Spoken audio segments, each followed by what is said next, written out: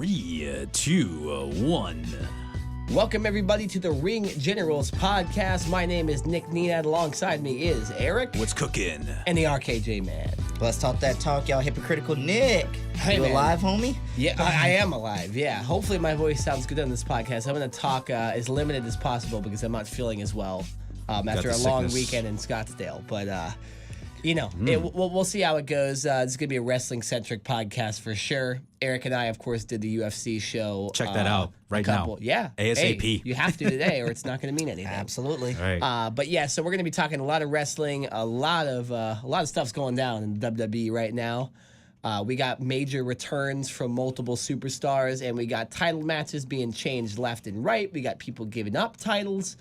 I feel like it's 2006 all over again. Yeah, no, 2005. 2005, 2006 was when I really got into wrestling. So it brings back Bruce some good Pritchard memories. is back. Exactly. I know. And look what's going on. We got just craziness every segment. Craziness.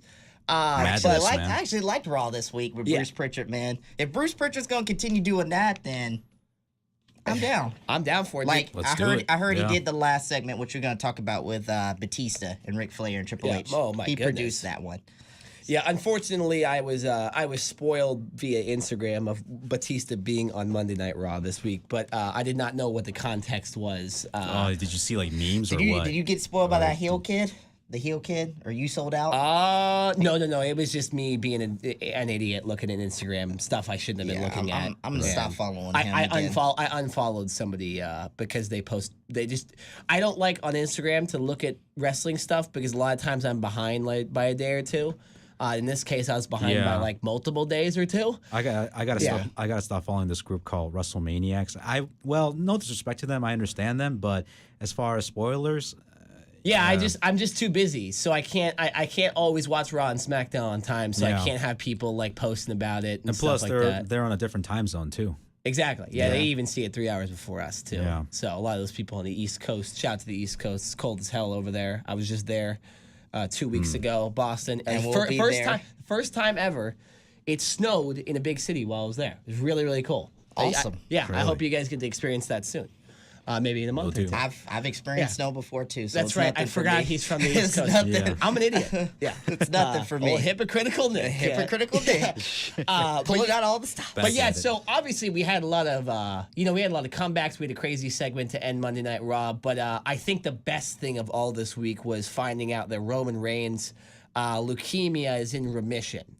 So Roman Reigns is back, kind of out of the blue. It definitely made Raw, not watchable, but it made Raw must see at that point, at least for me. Kind of makes me wonder Yeah. if Roman Reigns, he kept it hush hush.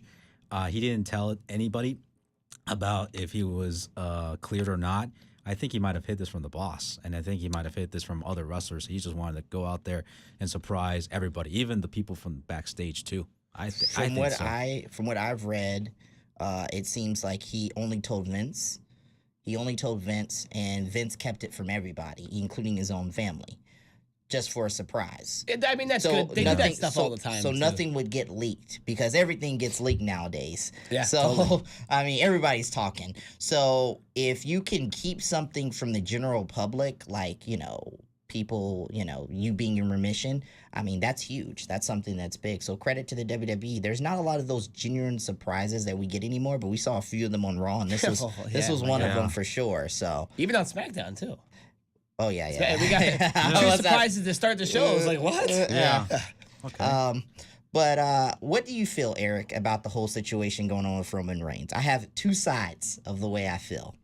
As part into what, like what's coming up next in the future, or For the future, Monday night, how do you feel about Roman Reigns now going forward, not only into WrestleMania season, but past WrestleMania season? How do you feel about him, how the WWE is going to treat him? How did you feel about the announcement on Monday night? What did you feel? Well, I for one, as a human being, I'm happy that Roman Reigns is back. Okay, That's for one. That's me speaking as a human being. Number two, I'm really not sure. I'm pretty sure they're gonna maybe put him back in the main event spot ASAP.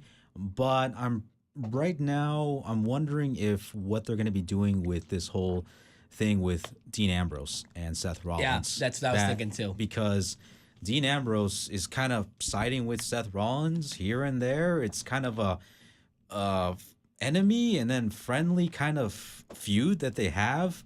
So that's kind of, I'm pretty sure they're gonna make some sort of they're gonna play around with that feud or maybe around with that storyline. But I know for one thing's for sure, they got a big threat coming up: Baron Corbin, Bobby Lashley, and Drew McIntyre. So I think Roman Reigns is gonna have his hands full on those three individuals. So for me, I'm happy that Roman Reigns is back. Obviously, first of all, for all those people out there saying that Roman Reigns faked leukemia or the WWE came up who with this. actually said that? There's been multiple Yeah. people My said this bro, on it's terrible. online. And On they We talked Twitter. about this like a couple months ago too. And I think that's BS. Now, do I think he needed to come back so early, especially on the road to WrestleMania? No. I would have minded if he would have stayed off TV for a little bit, recovered more, got his feet underneath him, his wind underneath him. But if he's back, he's back. Yeah. My biggest issue right now is how does this affect Seth Rollins' WrestleMania match with Brock Lesnar? Because I feel like Roman coming back, as great as it is, kind of inadvertently takes the spotlight off the new superstars that we're trying to build up. So it's as in confirmed? Seth Rollins and Becky Lynch. Well, Roman Reigns wants to have a match. He wants to come back to wrestling, from what I'm hearing.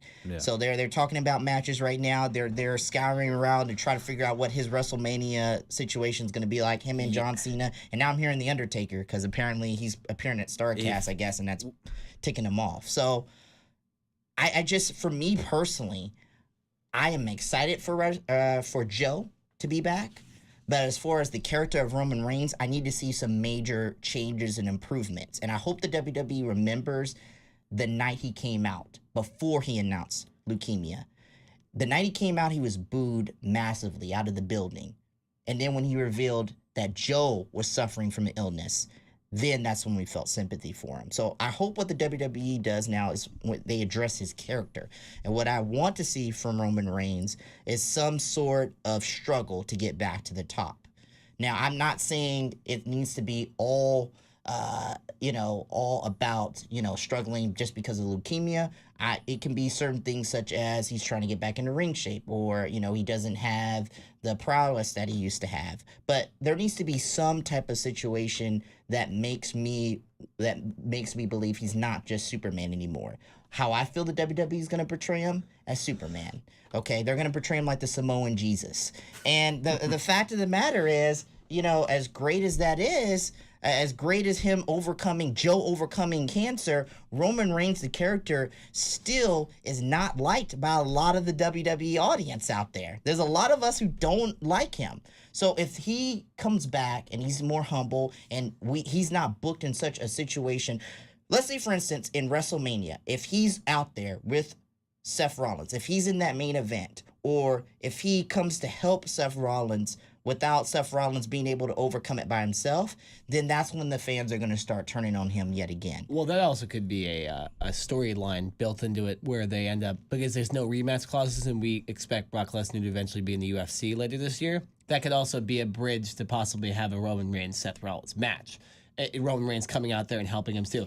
I'm tired of the Shield matches, though. Well, Like it's not the Shield matches. They're top guys though. I mean I get they're in the Shield, but that's like saying that Triple H and Randy Orton shouldn't face because they were in Evolution, or Batista and Triple H shouldn't be facing each other probably at this WrestleMania because they it just happens. You're top guys, and then you break up as a team, and then all of a sudden you're in matches together. But what I'm saying is there needs to be some time away. We've seen it before. So many different Seth Rollins facing Roman Reigns. We've seen Roman Reigns facing Dean Ambrose on certain occasions. Now Seth Rollins and Dean Ambrose both heel and faces at one point or another. I'm kind of tired of the Shield reunions and the Shield matches in general. I think what they need to do, disbanding and forming together and disbanding. that's why I'm okay with Dean Ambrose understand. leaving. And now they're saying he might stay. No, he should go. He should go and do called something that? new and fresh. No.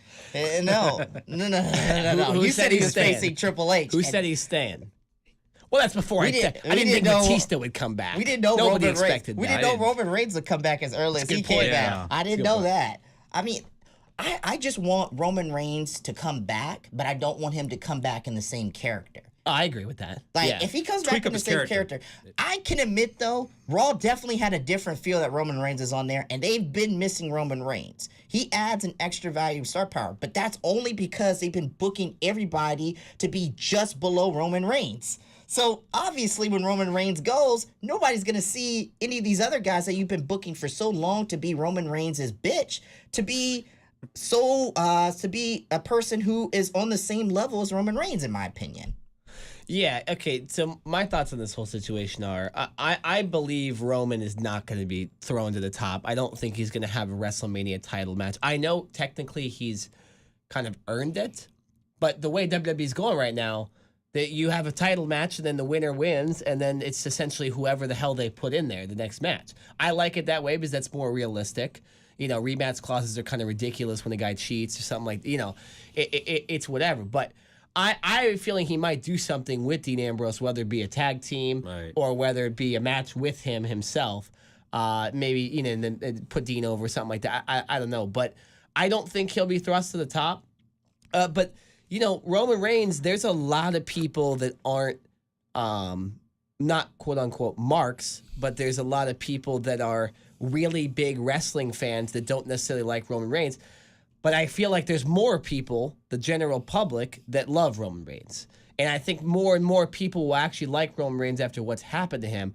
So I don't think saying that he needs to not be at the top needs to happen right now. I feel like, yes, obviously I think he's going to have a slow recovery because he's just in remission. He's not healthy enough. But let's say at SummerSlam he's getting a title match. It's whatever. It's all about the way he's booked. Right.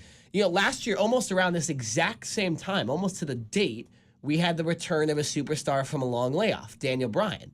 And nobody really, everyone loved that Daniel Bryan was back. He was in the same character, all that stuff, and now he's turned heel and he's getting the correct heel heat he should get.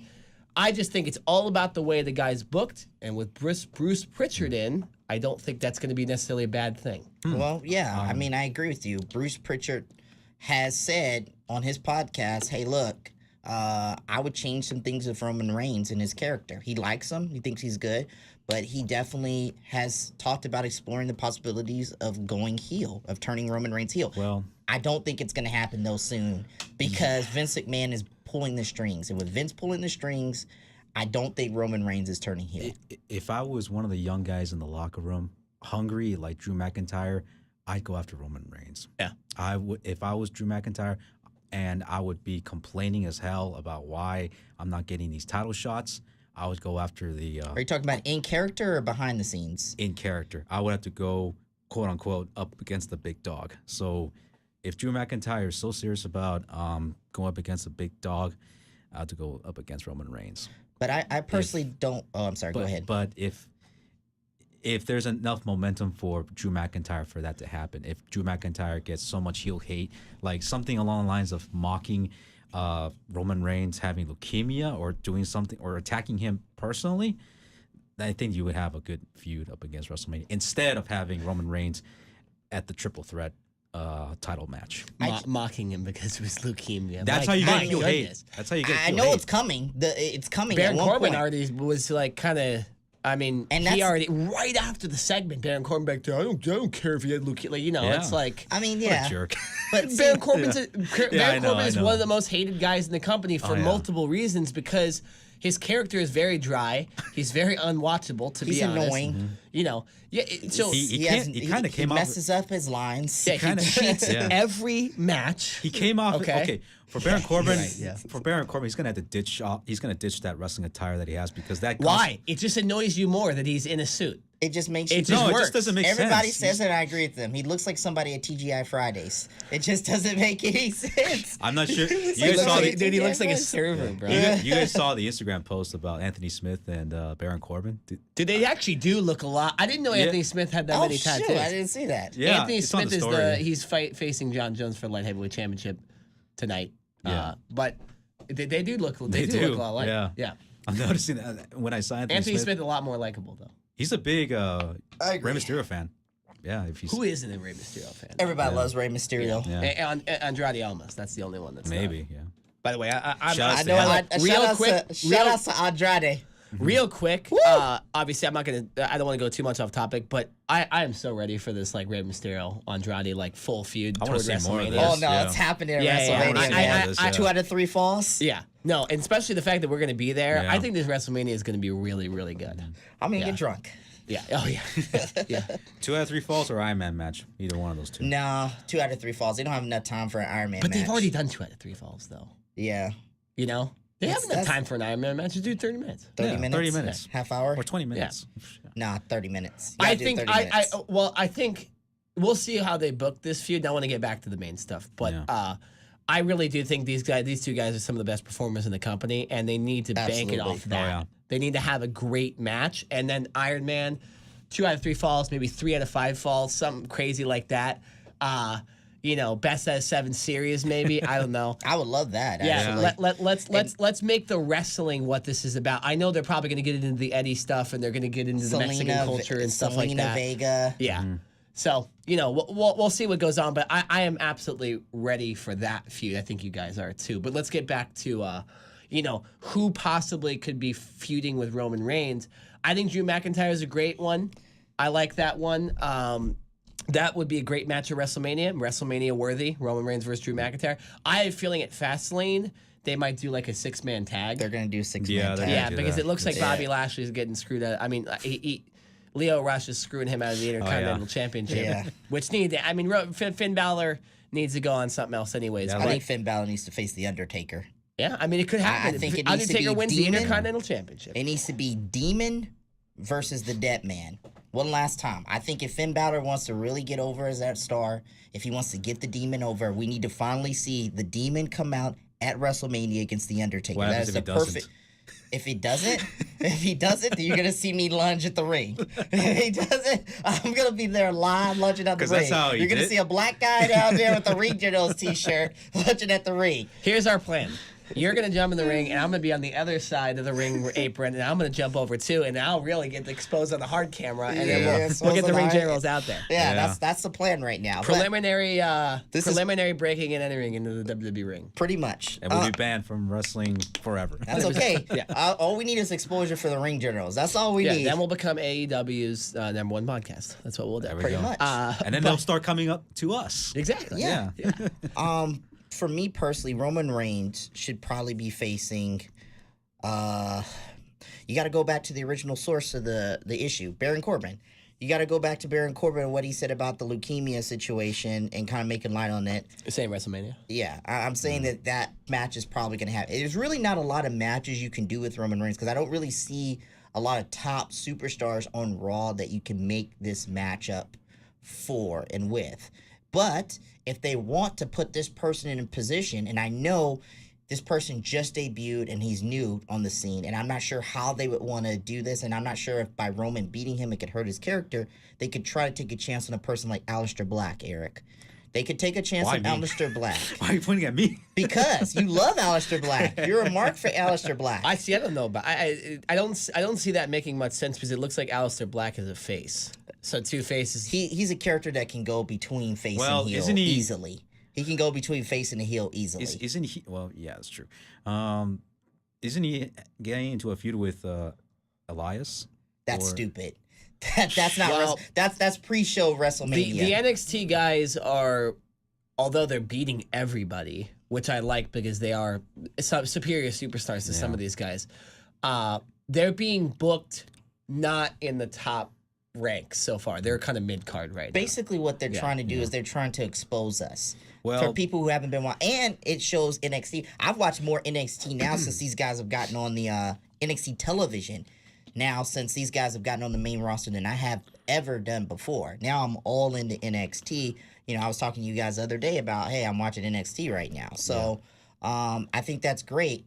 Apparently, Vince McMahon also wants these guys on because he feels like a lot of these old superstars, it's ruined. He feels like these superstars that are currently in the WWE, apparently they're ruined. Allegedly, they're like ruined. who? Name some names. Bray Wyatt. ruined. Well, but he hasn't even shown up. When was the last time he showed up? That's the point right Wasn't it, there. like, months We ago? don't remember the last time Bray I Wyatt have a feeling has he'll been come on. back soon though, because the fact that Owens is coming back, I expect Sami Zayn to be back before, maybe after Fastlane, something like that. Maybe Sami Zayn helps Kevin Owens out, win WWE Championship. I don't know, but we'll see. But I feel like those kind of guys are going to start coming back soon. And then we'll have to probably shift our opinions about them. Well, we'll see. But like the thing is, he wants to. I'm hearing on one side of the scales, he wants to prove Triple H wrong and put them in a situation where they are sink or swim. Like you either succeed in this situation or you don't succeed. But on the other side of the scales, I'm hearing, okay, well, he doesn't necessarily believe in his superstars that he has there right now. And obviously this is before we found out about Roman. So, and he believes that they're all ruined, which is his fault and the WWE's fault, which points to the reason why they got Bruce Pritchard back or why they're hiring Dana Warrior allegedly to be in creative. I did not hear about that. Yeah, Dana Warrior, Warrior's wife is now apparently on WWE Creative. Wow. Dude, they've hired a lot of people though. I saw a video the other day about Daivari back. There's Sanjay Dutt. Oh, Where's Joseph Jim Parks. Cornette? Where's Tim Cornette? Joseph Parks. Abyss. Abyss. The Monster Abyss. Yeah, they're all in creative now. WWE's really, they're going forward. It might be, they're reeling a little bit because the ratings are going down. People are getting more, but it's hard to say it because they're getting these billion-dollar deals with Fox. Back to these NXT superstars. Exactly. Back to these NXT superstars coming into the main roster. You know, I don't see them getting into a feud over, you know, having an individual feud over WrestleMania. I feel that they're going to put them in that Andre the Giant Memorial Battle Royal. That would be awful. I really don't see Andre the Giant Memorial Battle Royal is just a the only way that would work. The only way that would work is if they're the final four, and then WWE puts them over, and they're the final four guys in that match. Maybe. No, But that's a pre-show match automatically, so we forget about that match. But there's gotta be there's gotta be a pre-show match. Like 6 hours into that show when Becky Lynch and them are about to wrestle. Do you honestly think we're thinking about the 4 NXT guys from the? But that's just wrestling. I mean, generally you don't remember the first match when you're watching the main event. It is the wrestling show is built, you know, so that the last match is the most important. Most people, besides when Roman Reigns has been in these main events and he has been over, most people are set and ready for these main events.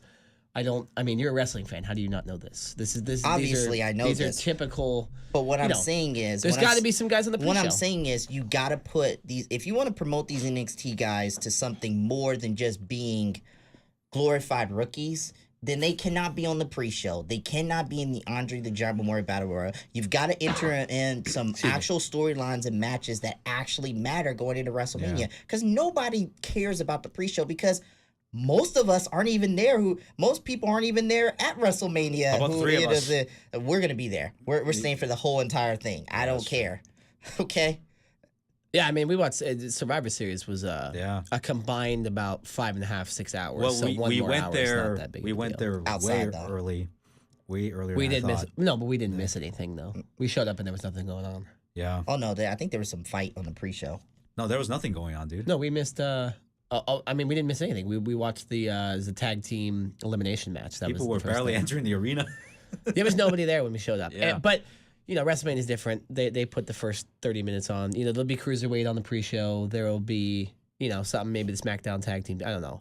We'll see. But you know, there has to be people on the pre-show. I do hope the NXT guys don't get put on the pre-show because I think they perform well enough to where it's pay-per-view quality. It is exactly. In some ways, the Cruiserweight is too. But the NXT guys are way more popular and a lot more over. So, you know, we'll see. Maybe Aleister Black or Ricochet or Gargano or Ciampa can go after the Intercontinental Championship. You know, R-Truth is the United States Championship. That's a very losable situation for him in really any match he's in. I like R-Truth as the U.S. champion, though, right now. Yes, but you could put an NXT superstar over by... Like Ricochet?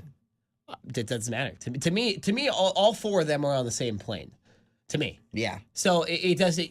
That's what works out. And that's why I actually like the fact that they brought them up because, you know... Why are we having them just face each other over and over again in NXT? Remember, I brought this up and voiced this maybe, I think it was around SummerSlam, where, You know, NXT was kind of become the same old, same old. You have like the top 6 guys, and they're all just facing each other. And that's true. great, but there's no storylines involved. Now they're bringing them to WWE. It's time for them to get into those feuds with the elite superstars. Exactly. If Yeah, I'm and they're using good that. now. Aleister Black's finisher is a lot better than a lot of other people's. Ricochet's finisher is a lot better than a lot of other people's. Oh, yeah. And Gargano and Ciampa have some of the best in-ring ability that anybody around. But I do think they're going to have a hard time getting on. Gargano and Ciampa, they've got the toughest roads to climb. They in do my because, opinion. yeah. They just don't, from what I'm seeing, they're not connecting with the audience. Especially if Tommaso Ciampa, if rumors have it right, if he's actually injured, if he has another knee injury and he's off television for a while, he's going to have a really hard time. So I can see Johnny Gargano and Tommaso Ciampa having the harder time. But from what I'm seeing, the fans are reacting positively to Aleister Black and Ricochet. Yeah, they are. They are reacting very positive towards them. I can see Ricochet because Ricochet gets over with the kids and women. Good-looking dude. He can fly. He's got the superhero thing. Aleister Black, he gets over with the male fans, the hardcore fans, because he's cool. He's super cool. He's a badass. Yeah. But Johnny Gargano and Tommaso Ciampa, they're little guys. you got to find it. You know, I can see Johnny Gargano Well, you making gotta it because split of them Daniel up. Bryan. I gotta want a split Johnny them up. Gargano Daniel Bryan feud. I want that feud. You will see that maybe in the upcoming months, but as of right now, you got to split them up or have them go up against the tag titles. I don't know, but they got to figure it out. That's what the problem is with a lot of these NXT superstars, is that they are so coddled and protected in the performance center that when they come up on the main roster, it's not like that anymore. Yeah. Vince is not going to take you under his wing all the time and cuddle you and protect you. What you need to do is you need to seek Vince out, and you need to come up with your ideas and keep bouncing ideas off of him and keep knocking on his door until it's to the point he's like, okay, let's figure out what can work for you with the audience. And if you don't like it, you need to voice your opinion. I feel like a lot of these NXT superstars, the reason why they floundered on the main roster is not because of the crowd or because of certain other things. It's because of them and not being able to connect with the audience. How can I figure out how to connect with the audience? We've seen it. CM Punk wasn't like that at first, but he adjusted. Daniel Bryan wasn't like that at first. He adjusted. You know, Finn Balor wasn't like that at first. He adjusted. So at the end of the day, it's all about how you adjust. Samoa Joe wasn't like that. He adjusted. At the end of the day, it's about how you adjust to the reactions of the crowd. And if you can adjust to how they're reacting to you and come up with a character and something that can match you, then you can be successful in the main roster. I feel like a lot of these superstars have not had that. Hopefully these new superstars have an idea of what they can do, and maybe getting a glimpse of the main roster is giving them ideas. I know one person who's really over with the fans, Velveteen Dream. See, I don't know what the deal is with Velveteen Dream. He's the don't. top guy right now in NXT. No. I know that, but I think... But he's connecting with the fans. Oh, sorry. He's connecting with the fans, right? I think what's going on is now he's being tutored by Shawn Michaels. I think what's going on is secretly some people in the WWE think he may be their next top superstar. And he's so young, like you were saying, Nick, a long He's time my ago, age, yeah. that he can stay in NXT for 2 to 3 more years, develop, hone his craft. You can occasionally bring him up to the main roster, have him on shows, have him on live events, maybe occasionally show up on Raw or SmackDown or in some type of like WrestleMania shows. But, you know, you can do that to the point where you don't fully overexpose them, and he can learn and grow and develop from all these veterans and get put in a situation where when he goes to the main roster, he just instantly gets it and he instantly succeeds. Well, kind of like The Rock. Also, too, one of the other reasons I like bringing these guys up is because it absolutely clears the way for Velveteen Dream to be the top guy. You know, I think all of those guys' big personalities, Gargano, Ciampa, Black, Ricochet, everyone, every single, big NXT pay-per-view was looking for those guys, and then Velveteen Dream, at least to me, was kind of just in the mix. He wasn't like the guy you looked forward to. It was Johnny Gargano. It was whoever was in the top spots, or the guys. I'm forgetting their names. Undisputed Era. So now you have Velveteen Dream, where every single NXT pay per view, you're looking at it like, oh, what's Velveteen Dream's match? Who's he facing? Who's going after the title, whether it be North American or NXT? So I really do like that. I think also Triple H might have been thinking in the back of his head, or Shawn Michaels, like you mentioned, hey, you know what? These guys moved up to the main roster. That's not a bad thing because I think we have the top guy down here. The top guy of the company. Exactly. I'm not talking about of NXT, obviously of NXT, but the top guy of the WWE. Exactly. That's what I'm talking about too. And sometimes you clear rosters in sports as well to, build around your top guy. And sometimes veterans get released and stuff like that in every single sport because you don't need, their playing time is great, but they're not the top guy.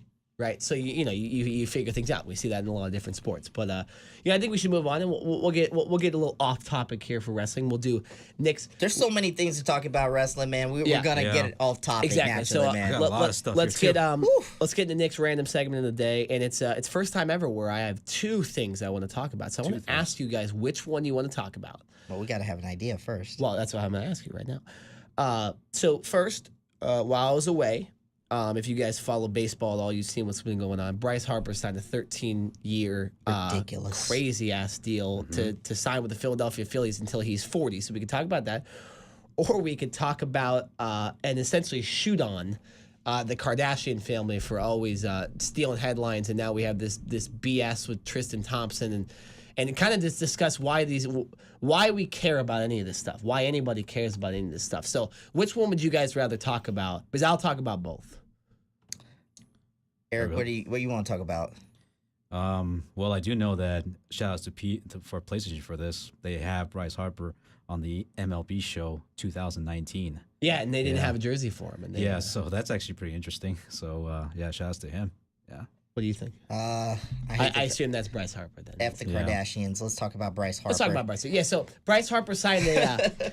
There was a lot of people. If you follow baseball in the least bit, you knew this offseason and this spring training so far has been about these big time free agents signing big deals. Seen Manny Machado sign a 10-year deal with the Padres. Awful, by the way. Nolan Arenado extended completely overrated for 8 years with the Colorado Rockies, and now Bryce Harper finally signs, who's a better player than both those guys, for 13 years, $330 million.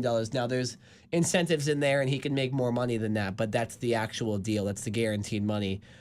What do you guys think about 13 years? He's going to be 40 when this deal ends. I don't think the Philadelphia Phillies are a team that's going to contend regardless. I'm sorry. I don't see anything on that team. I'm not a big fan of giving somebody so much money to the point where you don't have enough money to go spend on core pieces. We kind of see it with the Lakers right now. They gave so much to LeBron, and there's so much invested in LeBron. They don't have any core pieces around LeBron to help them even make the playoffs. So if Bryce Harper is the LeBron James of Major League Baseball, then I feel like the Philadelphia Phillies will be the Los Angeles Lakers of Major League Baseball. Very good comparison. Because, if you don't have any players around, I don't know a single player in the Philadelphia Phillies now besides Bryce Harper.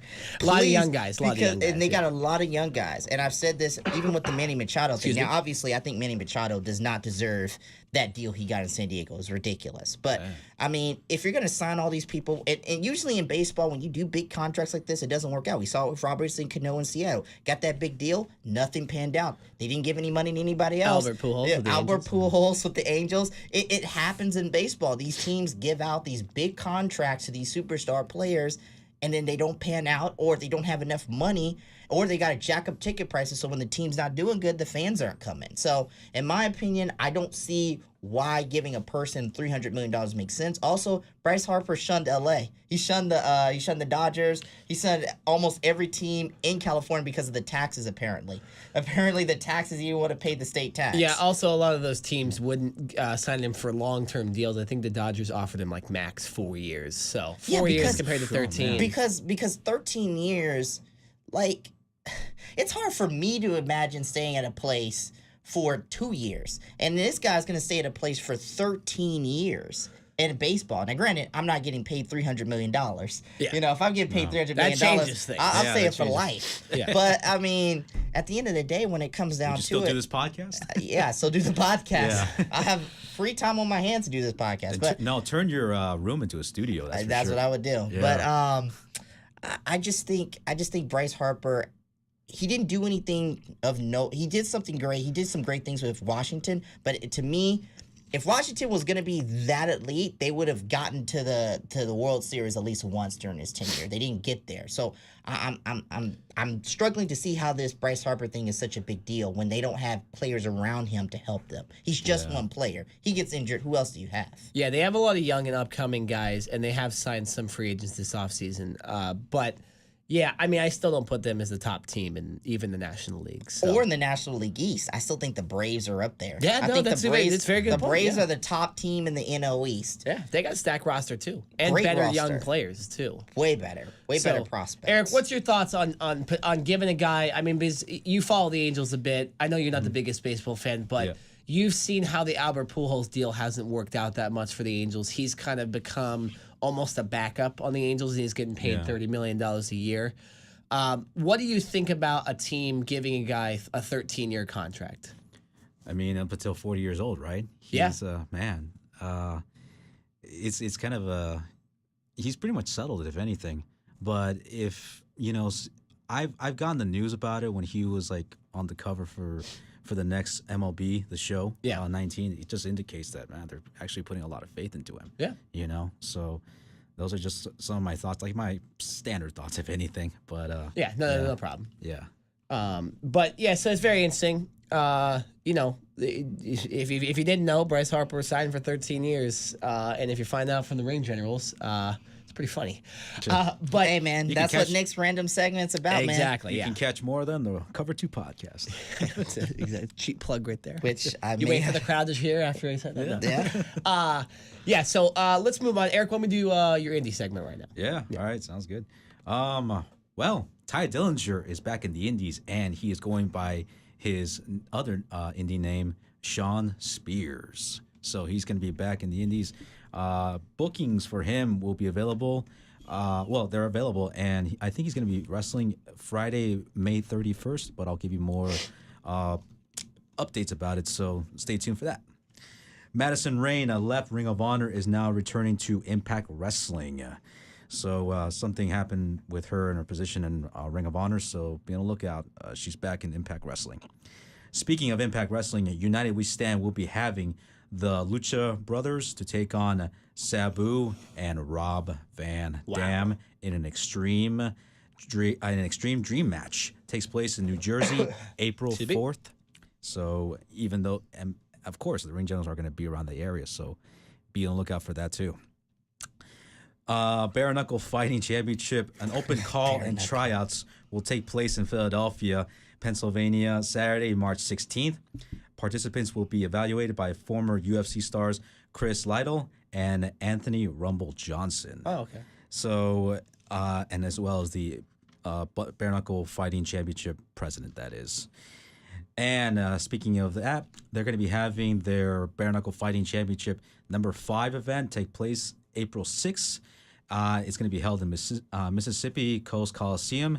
Tickets are on sale now. So if you're in the area, check out Bare Knuckle Fighting Championship. Yeah. Maverick Wrestling presents Control Alt Delete, an event held in Culver City, California, March 30th. 2 matches are announced. Katarina to take on Madison Rayne, and for the Maverick Wrestling title, it is Killer Cross versus Hardcore Bob Holly. Yeah. Yeah. Yo, that's an indie show if I've ever heard one. Oh my God. My goodness. Yeah, Bob. Culver Holly. City, bro. There's no arena in Culver City. They're wrestling in a warehouse for sure. Oh yeah. Hardcore Bob Holly. Alabama Slammer in this mug. Hey, I Eric. missed that. Eric, back. I got a question for you, man. Yeah. Okay, so if have you gotten a chance to watch Wow Women of Wrestling on Access Oh TV? yeah, I I've seen forgot. some of I it. actually forgot to mention that. Shout outs to the RKJ Man for updating me on that, and Nick as well. Tessa I did not Blanchard. update yet. No, he did not. I didn't know. No, I no. did Don't give it. me credit. Don't give me I credit. was all in on that one. Tessa Blanchard is your Wow. women of right back wrestling heavy champion. She is the top superstar right now in independent wrestling right now, by far. Yeah, I've heard If of. you are trying to get anybody, you need to go after Tessa Blanchard. If I'm AEW, once her contract comes up, I'm going immediately to her door. Yeah, I mean, I've heard of this independent organization for quite a while, Women of Wrestling. I've heard it. It's been around since like what, 90s? Yeah, like it's been there. around for a Yeah, it's while, been but a long time, yeah. the television show they just started putting it on television. On Access TV. Yeah, it kind of reminds me Check of it a out. female Lucha Underground. Yeah. That's what it reminds me of. Like eccentric superstars, really good matches, only 1 hour long. The commentators aren't as good as what is it, Stryker and Vampiro. They're not as good as those two guys. Those Oh, guys, of course, yeah. have great chemistry. But still, Wild Women of Wrestling is awesome, and our very own Kathy Caponelli, Yeah. or one of Shouts the to people her. that we know, she definitely, I think, may know some people in WoW. So I'm definitely looking forward. Hopefully one day the Ring Journals can go to a WoW taping or somewhere, some type of independent show in the near future. It was man. founded in 2000, actually. So, yeah, I apologize for that. Yeah, I mean, a lot of wrestlers who've left WWE or who are going to WWE, usually go to WWE, they usually have to go through this independent organization called Women of Wrestling. Really? Yeah, well, usually, you- sometimes. I think I remember... Sometimes they do, sometimes they Yeah, don't. I think I remember Sable might have ended up in Women of Wrestling. Really? Yeah. Oh, I gotta look this one It up. was- That's that's like Scott Hall being in ECW footage right there. Yeah, I mean, like, there's like a lot of them out there. They even have their, geez, man. Like, I'm looking at some of these. Oh yes, Santana Garrett, Oh yeah, Santana she's Garrett's off there. TV right now because I think she had a death in the family. Cobra Moon. Cobra Moon from Lucha Underground is here. That's awesome. Yeah, so yeah, if you ever Tessa get the chance, Blanchard. Tessa Blanchard is right Yeah, there and too. then you also have Jungle Girl, Yeah. that chick, the Beast. She's got a good look to her. Mhm. I don't like I don't like the Mark of the Beast reference, but I like her. I like her character. But yeah, it's cool, man. I like it, and also, it looks like Eric. I was looking. Santino Bros put up their own private show, like a private event yesterday. I was, I'm seeing it on Kathy's Instagram. I was just commenting Yeah. on her Instagram. So she says they're going to be releasing footage soon of. She's all over the place, dude. Yeah, Santino Bros stuff. So Yeah. hopefully we can go down to a show or a taping or something. One of these shows. There's so much independent wrestling in LA before we get up to Yeah. WrestleMania, and then at that point it'll be just a wrestling hotbed. Yeah, I don't think Sable was here. Yeah, I don't think Sable. I'm not. Nah, she's not they. here. Vince Yeah. McMahon and then we're talking about the T-shirt spot with Sable by this point. We still talking about wow. Independent wrestling. Oh, Wow. just doing Yeah. Yeah. All right. So moving on to the dream match. I've been focusing on this group for quite a while. Undisputed Era, these four individuals, seeing these four guys coming from Ring of Honor, mainly Ring of Honor because that's where I know them from. Adam Cole, Roderick Strong, Bobby Fish, and Kyle O'Reilly. Kind of reminds me of this other group that jumped over from WCW to the WWF in 2000, pretty much making things actually like asking people, are things over in WCW at that time were that bad? I'm talking about the Radicals, Eddie Guerrero, Dean Malenko, Chris Benoit, and Perry Saturn. Oh my God, what a match that would be! Yeah, so those four Talk about individuals. against the Undisputed Era. Yeah, That would be a great match. Good one. yeah, that's what I'm thinking. How about you guys? I mean, the only one I was thinking about was the UFC one. Oh, yeah. Is Max Holloway is going to be fighting, I believe at I think he's moving down a weight Oh, really? to 155, which is Khabib's weight. So Max Holloway versus Khabib would be great for me. I'll think of a wrestling one if you have one. I don't have one right now. Batista versus Triple H. That's my. Oh, it's gonna happen. It's good. Oh, wow. Wait, it happened before, too. Yeah. It's remember? happened multiple times. Yeah. Yeah. About 5 times. Exactly. Surprise! No. More than Booker T's championships. Check out Heated Conversations. Shout outs to him. So what do you guys want to do? You guys want to I actually have a real good dream match, real quick. Okay, Yeah, what's your dream match? Okay, my dream match is Bruce Pritchard versus Bruce Pritchard. Road Dogg for the chance to get creative, and Bruce Pritchard goes over. So Road Dogg disappears. Okay. That's what I'm talking about. Let's talk about this real fast. Let's talk about Bruce Pritchard, okay? So Well, we already talked about him a little bit. Yeah, we already talked did. about him. I really did you guys see any do you guys think there's gonna be any true creative changes now that Bruce Pritchard is back on creative? He Yes. came up with Kane and all, he came up with some famous storylines. I know we kind of talk about Vince Russo being the head of the Attitude Era, him and Vince McMahon, but Bruce Pritchard was still in there too. So I mean, do you think Bruce Pritchard is going to make a difference today or now with the WWE superstars now and trying to help them get over? Because I personally am actually against it in a way. Because I just think we need fresher stars. We need fresher eyes on the product. A little bit more fresher eyes. But is that like, I mean, we've talked about this before. Does that mean Bill Belichick needs to retire? They win the Super Bowl every single year. No. He's old eyes. And the owner is getting special treatment in massage parlors. So Allegedly. yeah. No. It's not. He got arrested for it. It's not alleged. Oh, it's official now? We Yeah. can say official. Okay, cool. Yeah. Thank God. Officially, officially he got some. Never mind. I don't wanna get into it, man. There's no reason. There's just no reason to get into it. Yeah. No, and get ourselves in trouble. And I for no hate the reason. Patriots too. So. Yeah, but so I know. I mean, here's my thing. Anytime something I like can be helped out by somebody, I'm not going to be against it. If the Lakers all of a sudden hire Phil Jackson out of retirement, the guy Now wins that's something that needs to happen. No, and the guy wins the championship in the first year, I'm not going to be complaining. I don't think you would either. So, But I just think at the end of the day, look how good Raw was. Raw was good, And but SmackDown. at the end of the day, this all goes straight through Vince, and Bruce Pritchard can have as many ideas as he wants to, but Vince McMahon has the ultimate say. But you know what? I'm going to give it a chance. I think Bruce Pritchard, I have a lot of respect for Bruce Pritchard. I'm saying this right now. I listen to his podcast, Something to Wrestle With, all the time, and I hope the podcast continue. Apparently it is going to continue. Hopefully if we're in New York, New Jersey area, maybe we can go to a live show with them, and maybe possibly we can meet them. But I mean, at the end of the day, I would prefer to see, I'm okay with Joseph Parks and them being put on creative, but I would kind of prefer to see some newer people from one of these independents or whatnot, or mid-independents who have gotten their ranks through the independents and now have an opportunity to go to the WWE on the big stage and prove themselves on the big stage. But Bruce Pritchard being hired is a safe hire for Vince, and I can agree with that, and I can understand where he's going with. There's more of a trust in Bruce Pritchard. Bruce, it's great that he's getting this position. Only time will tell, because it's still too early, because he barely just joined. He barely got back to WWE. This is his third stint. Yeah. Third stint with the company. He got fired the first time. Second time he got fired because Stephanie McMahon apparently, according to him, Stephanie thought he had brought a gun or something. There was some issue going on there. There was some issue between him and Stephanie. He said it on this podcast. And now the third time, hopefully ends much better. But I think Bruce Pritchard, honestly, I don't necessarily know if it's going to change anything, but let's give it a try and let's see what happens. I don't necessarily agree with it. I like fresher eyes, but we'll see. If I was Bruce Pritchard, I would probably pair myself up more with Shane and stay away from Stephanie as much as possible. But Stephanie runs creative, I guess. I know, Stephanie runs creative with Vince. If Vince isn't there, Stephanie's the person running it, and that was the problem. That was the person who was getting into it the first time was Stephanie.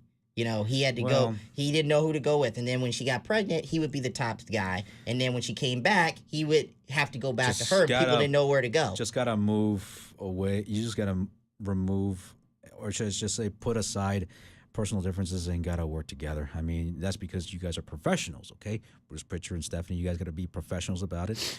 Work together. And whatever happens outside of the building, whatever happens outside the ring, you guys are on your own, okay? Hey, so according to, now Wikipedia is not the best source, but according to Wikipedia, they assign the creative writers here for WWE. So Bruce Pritchard is for sure on here. Dana Warrior, absolutely. The head writer for Raw is Edward Koski. Do we know who that is? Yeah, Ed Okay. Koski. I've heard of him, yeah. I know the him. head writer for SmackDown Live is Ryan Ward, so I do not see Road Dogg in That there. is definitely incorrect now, because Ryan Ward, I heard, moved over to Raw, and Road Dogg kind of took over it on SmackDown. When did you hear that though? It was a while ago. It was a couple years ago. So, okay. So you're talking about something a couple years ago. Yeah. Well, a couple years ago, Daniel Bryan wasn't wrestling. So what is that? Well, I'm just saying, Ryan Ward. Road Dogg. We're talking is about mostly, right now. We're not talking about Okay, 2-3 then- years ago. It's a terrible thing to bring up. Doesn't make any sense. This is current. We're not talking about 2-3 years ago. Road Dogg is not the head writer of Raw or SmackDown anymore, or Raw. Are you sure? This is because Bruce. How long ago was Bruce Pritchard put in? About a week ago. So why would this be incorrect then? Somebody could have just updated that anywhere. Nick. Well, no, but this is. I mean, we I know don't know. I know it's Wikipedia, but for you to say that 2 to 3 years ago, Road Dogg was the writer for SmackDown, so that means he has to be. I don't know. We don't know who's creative. We do, though. But I know who's the ultimate creator of this. I know who ultimately approves every decision, and that is Vince. Of course. Yeah, just like That Roger is Goodell. Vince. But that doesn't mean there's other good guys in the company. I mean, Yeah, but at the end of the day, it's Vince who makes the final say on every decision. That's what it is. what's your point with that, though? Vince makes the final say on everything. But so then why do we even talk about Bruce Pritchard then? Because I wanted to see if you guys thought that there was going to be something good going on with Bruce Well, Pritchard. there probably will be because Do you guys I mean, think? Because a lot of people have been talking, saying, "Hey, Bruce Pritchard's going to make a difference," or "Hey, I don't." Vince actually, I don't think actually makes a difference because because when they put good writers and good head writers, the show's gotten better. When they don't have good head writers, the show is not as So, good. do you think Vince Russo is a good writer, a head writer? I mean, based on the approve- ratings and based on the popularity of wrestling back then, yeah.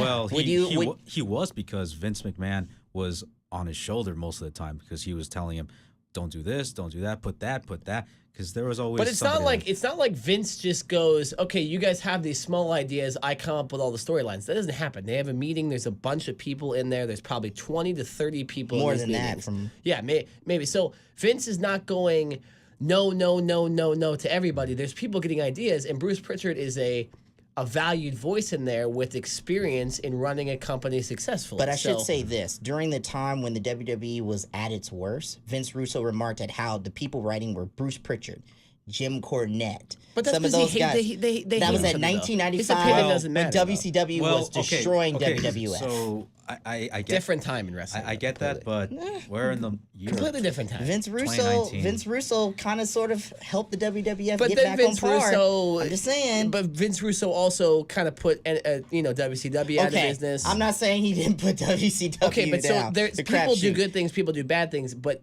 if you're a good writer, you're gonna have mostly good ideas. So do you think the WWE should hire Vince Russo, Nick? Do you think the WWE? Because No, clearly he's old school. He clearly was a good enough writer to get the WWE back in prominent it's a position during different the Attitude time. Era. You're just throwing out names. You're not actually thinking about. Here's the thing: a football coach in nowadays NFL that runs the ball 40 times per game will not be successful. 20 years ago, he would have been successful and he might have won a bunch of Super Bowls. Nowadays, you have to have a lot of passing in the Then NFL. why are we hiring Bruce Pritchard then?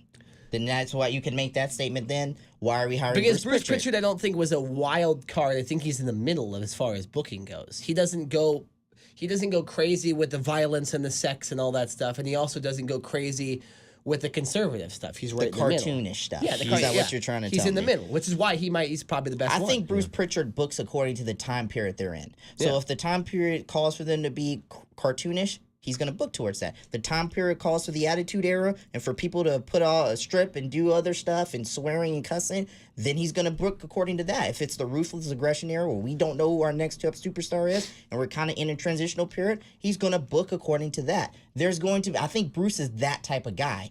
That's who I think Bruce is. So maybe that can help Vince going into the future if, Bruce books according to what Vince says, hey, this is what era we're in right now. I don't really know what era we're in right now. I guess we're in the reality era. Reality and new, whatever. Yeah, I really I mean, don't care, to be honest. I guess Ronda Rousey proved that. Yeah, with Bruce Pritchard in there, but I'm okay with it. I don't know writers though either. I'm not like the best of writers. I just see, you're telling me Bruce Pritchard is now running the show, and the last 2 weeks have been fantastic. So that's Raw probably a good is thing. only 1 week. Raw and SmackDown have been good. He started on Monday night. He started on Monday. So then, exactly, that's the best Raw I've seen in like years. So They kind of jump started. as far as the if stuff that anything. we had It got me more excited for WrestleMania for sure. Like that whole seeing Batista at the end of the show. Well, I didn't When expect that. when he pulled it, I did not expect that. Yeah. When he pulled off his glasses and said, "Hey, Hunter," Yeah, I was like, oh shit. like it's Yeah. about to go Yeah, down I was like, let's go. Oh, it's about to Batista's go an down. actor. Batista knows how to do that backstage stuff yeah. too. Yeah, And and apparently Bruce Pritchard did that segment. Thank God. yeah, it makes sense. I mean, Raw had a big feel to it. Obviously, they also promoted that Ric Flair thing. I don't think Bruce Pritchard came up with the Batista. I think he might have came up with the. No, I thought he produced it. He produced it. I He's a think producer. he came up with the what happened on Raw, but Batista, there's a reason they've been promoting this Ric Flair thing for like 3 weeks. Yeah. Even my brother and I were like, something's gonna go happen. down. Like Something's gonna go down. even Yeah. Conrad on his thing with 83 weeks of Eric Bischoff or some, he was like, well, we're celebrating hard because wrestling birthdays and wrestling weddings never go well. Yeah, so, they never No, go I well. know. Yeah. so it's like we know It what's was gonna good. happen. They also didn't the segment, because I was watching it on tape, and I'm realizing that Raw ends exactly at 8 o'clock or 11 o'clock, whatever you're watching it now. It doesn't end. It doesn't go over time anymore. Yeah, it goes So you watch out when they came back on the air. It was like 11-minute segment, and I knew Batista was eventually going to show up because I had been spoiled. And I love that they left it as a cliffhanger. It's like, where'd Batista go? And that was like 30 seconds where Triple H ran back there. What's going to happen next week? And let's go. Right? So I'm down for it. SmackDown, obviously Vince goes in, and we're going to talk about all these surprises and what we think about it and stuff like that in the next segment after you do Ryan Rants. But that'll be the last segment. Yeah, exactly. We'll end the show with all that stuff, kind of jumping back into wrestling. We talked about Roman Reigns, obviously, and we don't really need to talk about that anymore. But I even liked that Raw, they had Roman Reigns come out and attack some guys. Like, the old Raw would have had him do his speech, and nothing would have happened. And then he would went back, and Seth Rollins would have had a match against people or something like that. And the fact Roman Reigns coming out surprised the hell out of me. I was like, oh, well, he actually is back. Yeah, right. This is something that's important. Yeah, but I think it's a way to further the storyline with the whole Seth Rollins, the Shield reunion, the Dean Ambrose situation. I think it was smart booking there. So I can see storylines starting to correlate with each other, starting to match up, and everything is starting to intertwine, if you will. So now that it's getting the road to WrestleMania. So now it's like, okay, we're only a month away. So everything's going to intertwine now. Everybody's got to cross paths at least once, but you're going to cross paths in your ultimate destination to get to this person. Hey, when is Fastlane again? It's next weekend. It's next week. But oh, as far as we're recording here on a Saturday. Yeah. We'll release this later today. But this weekend in the month is WrestleMania weekend. So, stuff better start happening. Right. And we didn't even talk about Becky Lynch getting arrested. So let's go to Ryan Rants. Let's talk about that now. Let's go to Ryan Rants. Man, I was so excited for this Becky Lynch Ronda Rousey match. I thought it was going to be one of the top matches, not only on the card, but I think it was going to be the top match of one of the top matches of WrestleMania history. But the way the WWE has been booking this situation with Becky Lynch, Ronda Rousey, and Charlotte Flair has become so bad that these chicks have got to go on social media and fake script each other. All right, this is some Vince Russo. We just talked about him. WCW Goldberg 1999-2000 stuff right here. Because on Thursday afternoon, Becky Lynch and Ronda Rousey got into a verbal spar on Twitter. Almost to the point, and it got so bad to the point where Ronda Rousey said this. Excuse me. Rebecca Quinn, Becky Lynch's real name. I don't care what the script says. I'm beating the living shit out of you the next time I see you. And this is her exact quote on social media, Twitter. So here's the issue I have with this. I don't mind you trying to make this something real, something realistic that we can all agree with and all understand with. But why, Ronda Rousey? Why are you making comments about the script? Why are you constantly doing this on your social media, going about the script? Why? Because at the end of the day, when it comes down to it, we still want some level of believability. We still want some level of kayfabe. And then you wonder why people don't like you right now. We're okay. I'm okay with you if you want to leave afterwards to do whatever you want to do. Whether it's if you want to decide to go have a baby, whether if you want to go and dabble back into MMA, or if you want to take some time off to spend some time with your family. I respect anything you're trying to do. But please don't let this be my lasting memory of you. The lasting memory of a person who botches their lines every single week on Raw. Every single week on Raw. And I don't know why they're putting a microphone on front of her. Bruce Pritchard, if you listen to the Ring Journals, can you please stop putting a microphone in front of Ronda Rousey? Because she's botching every time she gets a microphone in her face. And it's getting on my damn nerves. Especially when I'm watching this late at night after work. Then on top of that, we have the situation where Becky Lynch is always coming out from wherever she's at, in the ring or wherever, limping to the ring and always getting destroyed.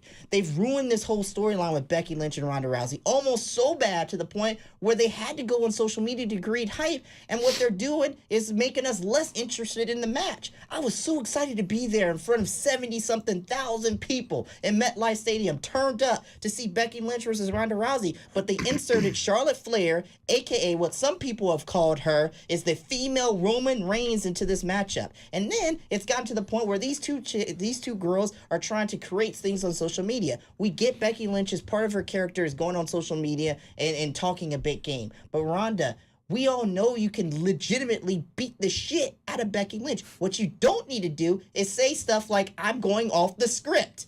We don't do that. There's a certain rules to this level of breaking the fourth wall, and you're going way overboard with this. So, Ronda Rousey, calm it down, okay? Don't let my last memory of you to be a person who can't talk on the mic, doesn't know how to do wrestling character, doesn't know how to conduct herself on social media, and ultimately was just good for being in the MMA, and that's only because you were only facing some people who weren't good enough at the time. Let's get together, man. Let's get this road to WrestleMania started. If you want this to be the main event, you got to step up your game, guys. Everybody involved, and that includes Becky Lynch, Charlotte Flair, and Ronda Rousey. I'm the RKJ man, and I'm always shooting my shot for greatness. If they're going off the script, then I want to see some blood. I want to see some blood. Dude, I was going to say, this match, if she's going to say stuff like that on Twitter, there has to be color in this match. Okay. There has to be. There was color I know it was accidentally. I know it was Nia Jax. If they're serious about killing on live television, then I want to see it. Then come on, I want to see that shit. I mean, this matchup is getting to the point now where nobody wants to see it. And it's like you've killed Becky Lynch's character so much to the point where you've killed Becky Lynch's character so much to the point where she's losing momentum. This match is losing momentum, and all the superstars involved are losing momentum. The only person who's coming out as a gem in this is Charlotte Flair, who's been looking hot, by the way. So, I mean, I just don't think I think this matchup is going to be late unless they amp up the intensity over the next couple of weeks. Now, they got time, but they got to start doing it now. And they can't leave it to Twitter to let these girls babble at each other on social media. A little bit of that is okay, but when you got her saying, I'm going to go off script to beat the and she's done this multiple times. She's done this one other time, So in promoting a Raw clip, and it's basically being like, okay, well, you're telling people that this is fake as it gets. I get it. Visit Man came out and said that, but we want some level of believability to this thing. We want some level of it. That's why it kills me when I see the Undertaker everywhere talking out of character now. Well, yeah, I mean, here's my thing. That interview People can go off script, though. I mean, your guy, The Rock, the last time he was on WWTV went off the script. So really? Yeah, he did. He went to the fans in the first row. He wasn't supposed to do it. And he said, we're going off the script. So I gotta look at that. Oh yeah. I thought that was fighting for my family. The Brock Lesnar John Cena match back after Cena's first WrestleMania match with The Rock, that was booked as real. Mm-hmm. And Ronda Rousey's the next coming of Brock Lesnar. So she probably shouldn't be saying it on Twitter, and social media wasn't as big back then, so that you weren't going to see Brock Lesnar tweeting about anything or anything like that. No, but he doesn't use social media. He doesn't use John Cena. He hates people. He uses his face. Yeah. But so I don't necessarily have a problem because what that does with real pro wrestling fans is goes, oh, this is getting legit. Yeah. Right now, it's still kayfabe. It could be. Right? They don't actually hate each other. This is business. Yeah, it's business, but that gets me excited, and I think that's what they're going at with that. They're not trying to get the young girls who aren't even on Twitter looking at this stuff. It could be a good thing, There's a lot of in some way, in a bad thing, some of it, but in a good way. As us, pro wrestling fans, it makes me excited. It just makes me feel okay. If you guys are really serious about going off the script, then I better see somewhat of a violent match taking place at WrestleMania. I want to see some more realism in the match because you guys are putting in more momentum using social media and what's happening in the ring and probably backstage. I mean, we may see something go down next time on Raw on, something backstage. I hope. Probably. So if that's going to happen, then let's just hope that this match lives up to the hype. What it needs to be is it needs to be Becky Lynch and Ronda Rousey. It does not need Charlotte Flair. Charlotte Flair is just the odd man out in this situation, but she's being placed into a situation where it's almost to the point where you're starting to root for Charlotte Flair because Becky Lynch is getting annoying to the point where she's always rushing the ring. Well, I disagree. Becky Lynch is not getting annoying. Like, it's almost to the point where it's like, okay, like, we need to see more than her just limping to the ring and she's crutches. Suspended. It just needs to see more. Stone Cold did more. No, but she's suspended. What do you want it to become totally non-kayfabe to where or so kayfabe that it's Stone Cold, unrealistic. Stone Cold almost shot She's not Vince. Stone Cold. I'm No, just she's saying. not. She's not Stone Everybody Cold. keeps comparing her to look, Stone No, Cold. Ryan. I feel like you're the only one comparing her to Stone Cold. I'm not But the only one. Ryan, I Stone Cold and Becky, I want to put them separately. Okay, I'm sorry to all fans out there. I'm sorry. I want to keep them separated. It's a different time. Different time. At the time, there was no internet. We just had to use PWI or magazines or whatever, like dirt sheets. But as far as Stone Cold, that's a different time. Becky, she's kind of piggybacking off of that. But as far as for Becky, she's not getting annoyed. I do like the fact that she's getting this attitude, this overall aggressive attitude. But as far as for Charlotte, it's too late to take her out of the picture because they're already building momentum for her too. So it's too late. But they put her in BSly anyways, though. They can still take her out. We got to figure Maybe, this thing yeah. out. This thing has got to get better. Like WWE, here's the thing about WWE right now. I have no idea what's happening every single week. nobody knows. Yeah. And So that's that's a good. good. That's Yeah. actually kind of a good thing because it makes us. The only thing that we know for sure is that the ring generals are going to WrestleMania. Everything else about WrestleMania is up in flux for the most part, besides Brock Lesnar and Seth Rollins. Yeah. Too.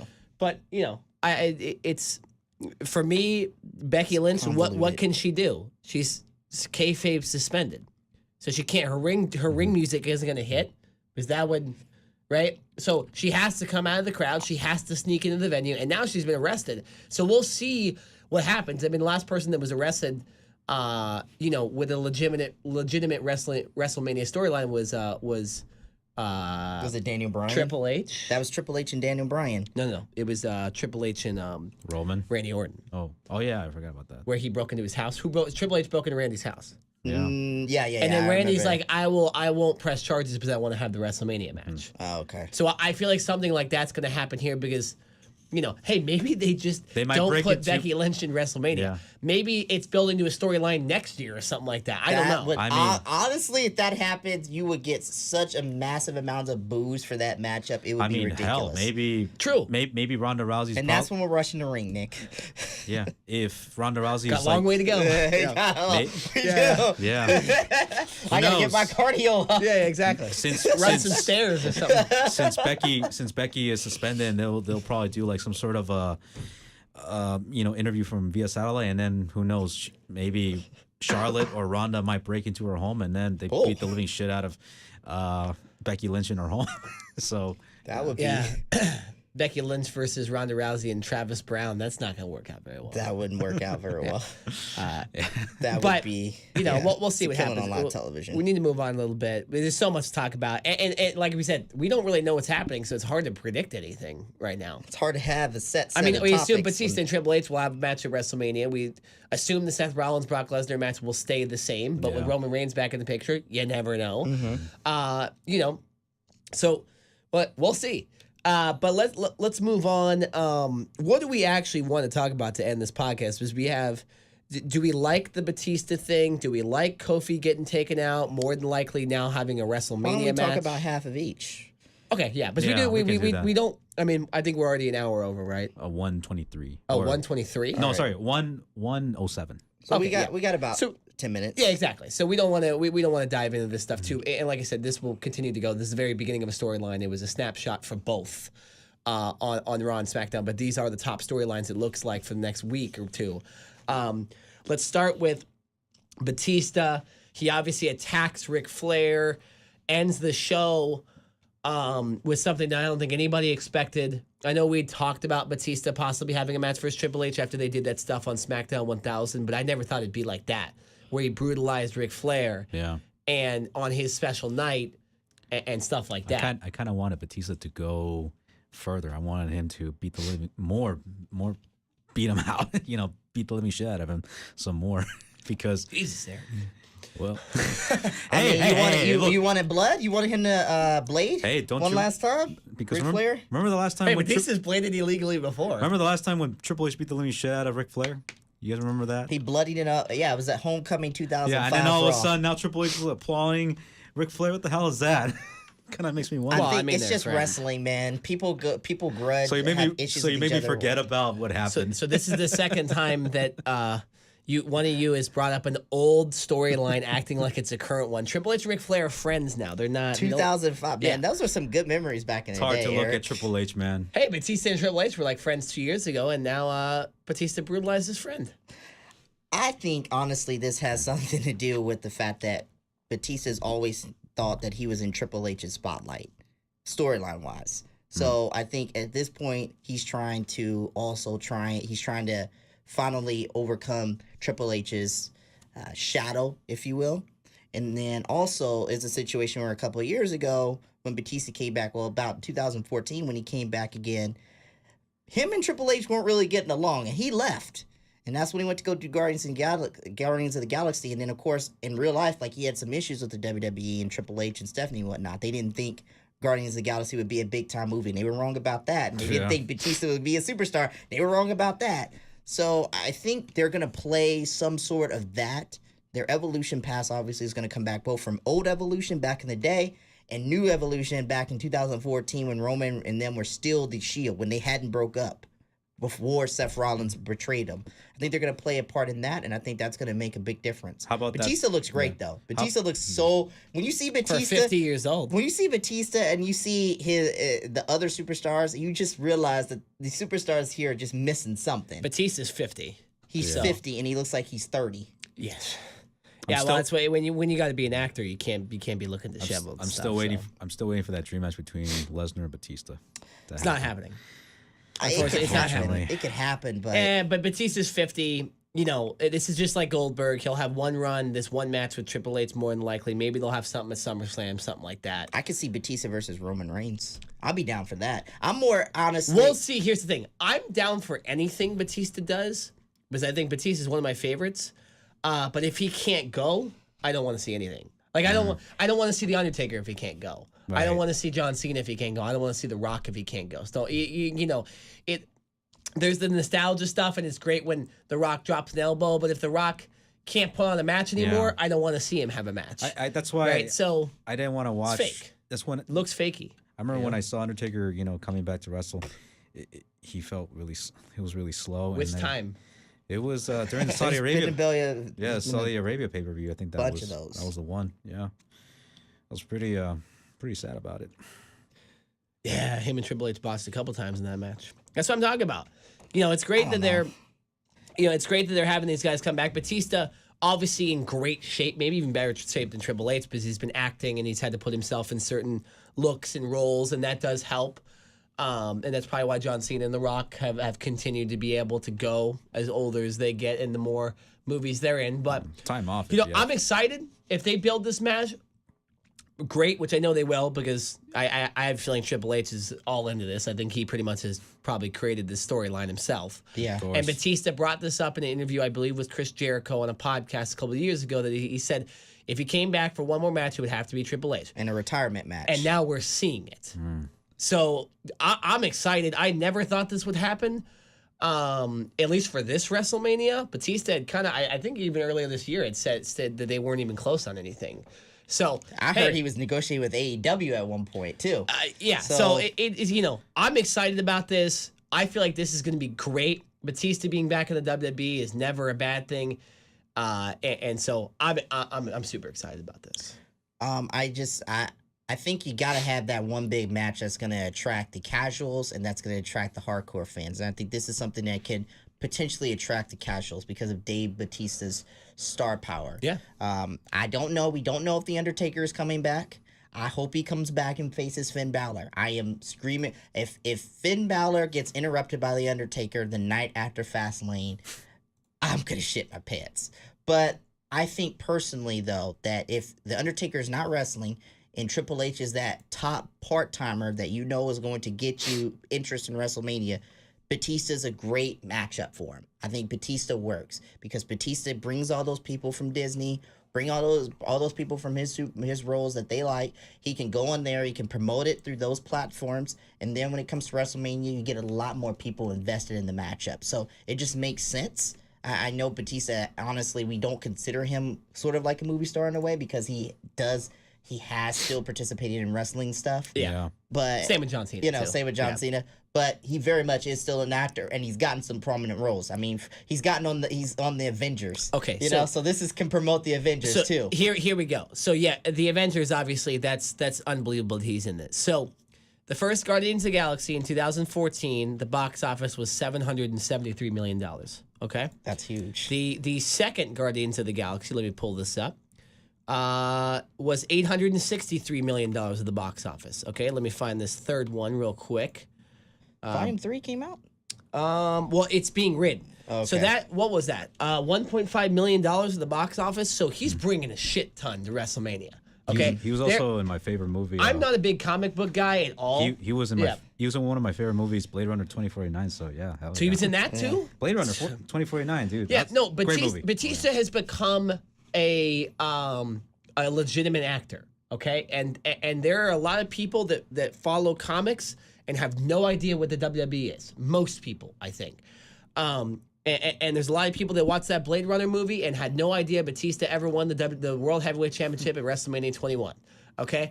So they're looking at it like, oh, you know, we know Batista used to be a wrestler, but let's go see him fight. And Triple H, we kind of know who that guy is. So you're right.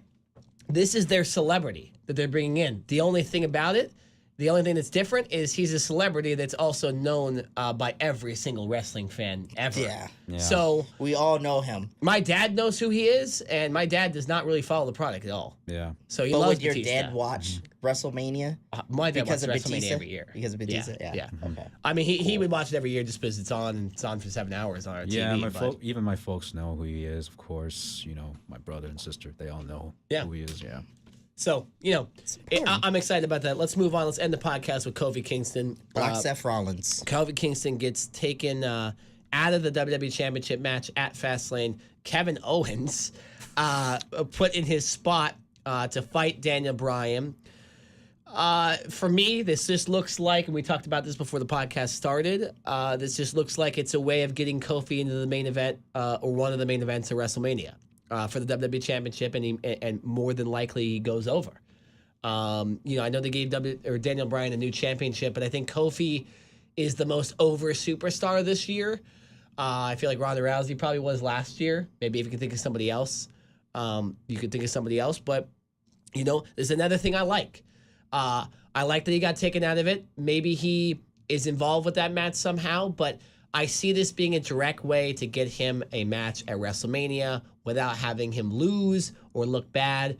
It keeps him looking good, and it keeps the heel Vince McMahon, you know, enough of a heel to where it makes sense why he'd take him out of the match. So, you know, just like Charlotte, he inserts Kevin Owens into a match, and so, you know, maybe I know I'm excited about this though. I really like Kofi, and I think he's 11 years deserving of this. I definitely agree with you on that. And, you know, but my biggest thing with this situation is if you want to promote Kevin Owens as being a babyface, don't let him be in a heel position right off the bat. You know, like he's trying to act like a face, and apparently they want, and he's making all these face social media videos or cell phone videos of his family. You don't think that's just BS? And then all of a sudden they just like push him back, and then all of a sudden he's Vince McMahon's favorite guy. It doesn't make sense. And what I was thinking that they might do, and what they could do in a promo, is Kofi Kingston to say, "Hey man, is this just because I'm not white? Like, is this just because I'm black?" Like, I think they could pull that out. Well, they did that at WrestleMania 19 with Booker T and Triple H, and it ended horribly. But I mean, you know, if they want to, they can go that way. I don't necessarily think they can go. They don't have to go that way. They can just be Kofi Kingston, just a superstar that Vince and them don't see mid-card guy as a top guy. What I thought he was going to do, and somebody else has brought this up, is I thought he was going to put Big E in the match instead of Kofi, and that would have caused an issue between them. Like a slow dissolve of the New Day? A slow dissolve. Like, I see your boy Big E is a bigger guy, but Big E doesn't look cool because he's doing pancake porn. So, I mean, right now... He could break off of that if he wanted to, but... He could, but... It's all about the writing. Would it be bigger if he were to win the WWE Championship, or would it be bigger if he were to lose the WWE Championship and the New Day were to turn on him at WrestleMania? I think either one works. Yeah. That's why the match works. Which one's bigger, though? Which one's bigger? As far as the WrestleMania moments, him winning winning a championship for the first time in 11 years is always going to be bigger than At WrestleMania. Yeah, at WrestleMania in New York City is going to be bigger than someone turning on you. I mean, here's the thing: if the Nakamura AJ Styles match last year that ended with a surprise at the end, that was probably the better situation. Now they haven't booked Shinsuke Nakamura well since then, but that I thought was the better situation because you needed to keep AJ Styles over. So I think with this, having him win the championship would be great, but I could accept the New Day turning on him, specifically Big E. It could go for two. Just destroying him. There could be two scenarios that could play out. Either one, the New Day would turn on him, or number two, the other day, I remember I was watching a backstage interview with Kofi Kingston, and they were interviewing the New Day, and they were asking him, so how'd you feel about lasting almost 60 minutes in that gauntlet match? And then you can tell that Kofi was getting annoyed by those questions. And Xavier Woods was saying that, wait, so you're telling me that why are you doubting my man? Why are you doubting Kofi Kingston? We told you, we can do all this pancake fun stuff and all that, pancake porn in other words. And and so he said that, but we can be serious. When it comes down to work, we're serious about it. So I kind of saw a serious side from the New Day. So maybe another scenario can play out is that Kofi Kingston might be champion soon, but by the help of the New Day, and from then on, they could be like a heel. And get rid of the pancake BS. Yeah, and they'll go more of a serious side. Yeah, I can see that happening. Yeah, it's all. I don't want to give the way. People are listening and they don't necessarily follow every single thing. I don't want to necessarily give away every possible outcome that could happen at WrestleMania. But, with this match, it's a guy like Daniel Bryan who was in 2 matches at WrestleMania 30, won the championship. Everyone loved him. Right now, everyone loves Kofi Kingston. And they've legitimized him by having him go 60 minutes, pin the WWE champion. Multiple times. Almost win the WWE championship inside the Elimination Chamber. They got plans for him. Yeah. No, but here's the thing. And he should. I've never liked, the Jinder Mahal stuff kind of, I love Jinder Mahal, but, it was kind of like, oh, really? He beat Randy Orton. I'm saying, come on, Randy Orton's one of the best of all time, and he beat Randy Orton after essentially being a scrub before that. So Kofi Kingston has been legitimized as a guy that could actually beat this WWE champion. Maybe AJ Styles, maybe Brock Lesnar, maybe Seth Rollins, maybe Roman Reigns he can't beat. But this WWE champion, they've legitimized it and made it look like he can beat this guy, assuming that Daniel Bryan wins the championship at Fastlane. Because, we'll just see. I don't want to get into that, but we'll predict that or whatever on our next podcast. But if they do put Kofi in a position where he wins the championship on SmackDown, he has to be the main event. He has to be that Wait, person. what are you saying right there? He has to be not the main event of WrestleMania. I'm talking about he has to be a person who's booked in a top position on SmackDown. He is right now, though. Let me explain. I feel like right now, honestly, the women of SmackDown have started to overcome some of the superstars on the male superstars on SmackDown Live. Meaning the WWE Championship with AJ Styles was rarely defended in the main event, right? We barely saw him in pay-per-views defend it in the main event, but we saw a lot of Becky Lynch, Charlotte Flair, Asuka, and all those situations intertwined in the main event of SmackDowns, in the main events of WrestleManias, pay-per-views. So I think, honestly, what you need to do is you need to have Kofi Kingston in a top spot. So move Charlotte Flair, move Becky Lynch over to Raw, move some of them over there so we can get more of the spotlight on the WWE when is that Championship. Going to happen? It's going to happen after WrestleMania. Okay. During the Superstar We're Shakeup. not talking about after WrestleMania. Well, I'm saying if you want to legitimize Kofi once he wins the championship. No, but they've already done enough to legitimize him as a WWE Championship contender. And if he beats Daniel Bryan, then he's the WWE Champion. It's believable now. It wouldn't have been believable 3 months ago. But Jinder Mahal was the WWE Champion, and we didn't believe in that. And they didn't in our eyes, he wasn't legitimate to us. So we've got to learn from Jinder. But that's what I brought up. I said that they did a bad job with Jinder because it didn't seem real, and it only essentially felt like if he had someone cheat for him, that was the only way he was going to win, right? Now, Kofi Kingston has pinned this WWE champion twice. So, Mandy Rose is getting the title shot at Fastlane because she pinned Asuka, right? That's the way it works. You pin a guy, you prove that you can beat him. Whatever happens, happens, but that's enough to get you in a title match. Kofi Kingston has actually legitimately beat Daniel Bryan in the gauntlet match and legitimately pinned him in the tag team match 2 weeks ago. So, he deserves it more than Kevin Owens, for sure, like kayfabe-wise. But I get the women are on top, but I actually kind of disagree because Asuka and Mandy Rose is not a bigger deal than Kofi Kingston versus Daniel Bryan. And that Becky Lynch and Charlotte are crossing over right now. They're not SmackDown superstars. No, they're Raw in the now. they're in the middle. They're right. They're doing a lot of this. The brand bouncing split back is and forth. BS, by the way. Stephanie McMahon is on SmackDown Live to open the show. Well, the McMahons run all of WWE, so it has nothing to do with the brand split with the McMahons. I just think Becky Lynch won the Royal Rumble. Charlotte was number 2 in the Royal Rumble, so Vince could say that she technically won the Royal Rumble. I guess I don't really know. He's just using his power to give her a title match. But Becky, Charlotte, and Ronda Rousey are kind of on both shows right now. I could see them showing up on both shows, and it's not going to be crazy. Everybody else though is still on their own brand. So, can you name anybody else that's crossed over so far? That's besides Becky and Charlotte. Because Ronda Rousey hasn't even really been on SmackDown yet. No. Okay, I so can't what are really- you talking she about? hasn't. Brand splits. Well, I'm saying the whole situation is Stephanie McMahon. It was supposed to be a Stephanie McMahon-led Raw versus a Shane McMahon-led SmackDown. Well, no, we know That's this. what we They were changed supposed to the. do. They changed the. They still have changed the it a couple separate years ago when. shows.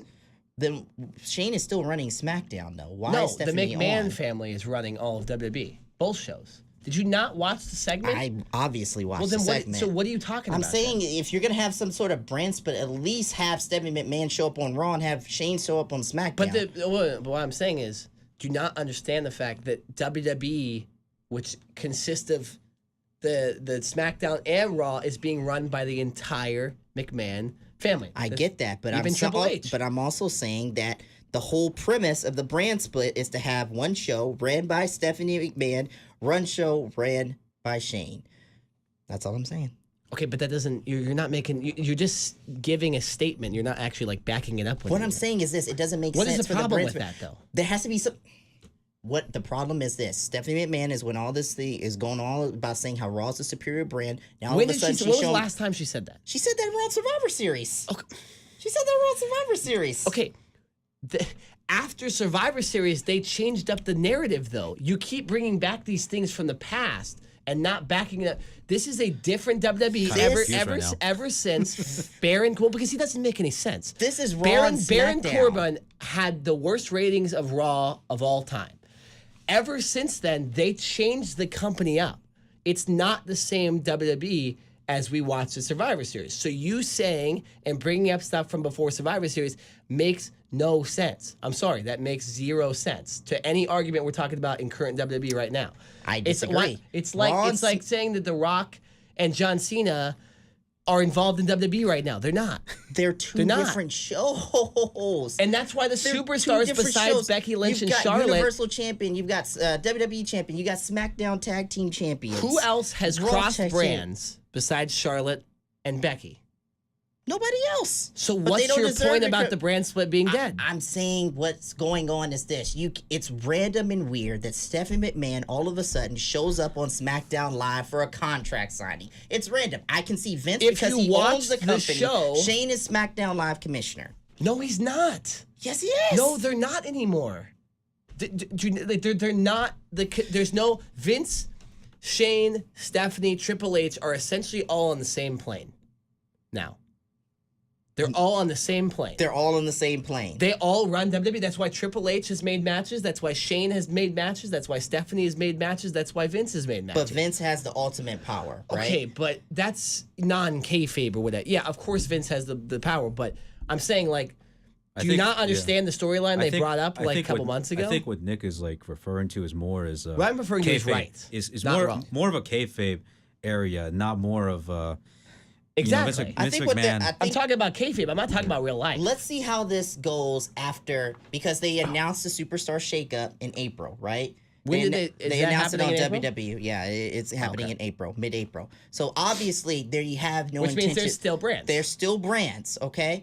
So let's see what they do after the road to WrestleMania. Because right now, I think because it's the road to WrestleMania, they're having Shane and them appear on both shows or whatnot to kind of set up the road to WrestleMania. But after the road to WrestleMania, when we're starting to go into the superstar shakeup, and once we get kind of sort of that brand rivalry thing going again, let's see what happens then.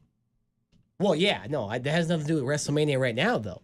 It's a whole different thing. They all run the same. I mean, Shane doesn't show up on Raw because he's entwined with he's the SmackDown Tag Team Championship contender. So why is he going to be showing up on Raw randomly? But he could show up on Raw. Stephanie was on Raw and then SmackDown.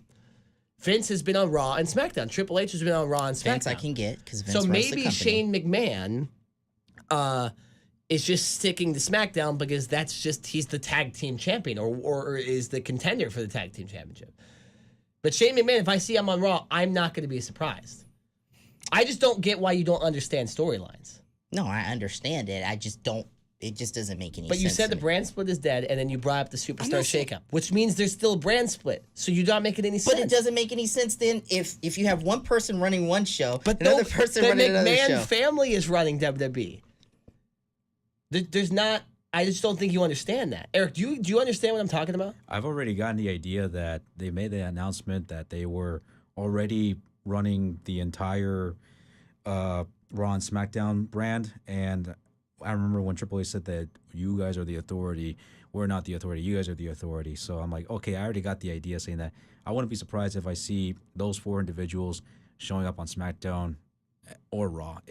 So it was already drilled in my head. So just as long as you guys stay away from like the storylines that hopefully you guys are not screwing up the storylines. That's the only thing. It's already been drilled that these guys are coming to SmackDown or Raw. Exactly. But as far as Shane goes, yeah, I mean, I wouldn't be surprised if I see him on Raw, but hey, I don't know what's happening with him. If he's going to be at WrestleMania, is he going to be at WrestleMania? I would think he's going to a storyline with The Miz. That's what I'm hearing. I guess so. Okay, so yeah, that's what I'm hearing. Stephanie, it doesn't really matter, to be honest. Like, I could care less if she shows up on Raw or SmackDown. I really don't want to hear her. I rather want to hear for Shane, to be honest. Yeah.